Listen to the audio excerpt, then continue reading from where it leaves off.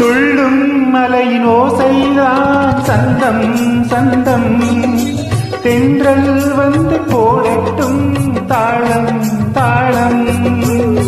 காட்டுக்குள்ளே இருக்கிற குயிலு ராகம் சொல்லி போகும், பாட்டுக்குனே இருக்கிற ஜீவன் மேடை இட்டு பாடும்.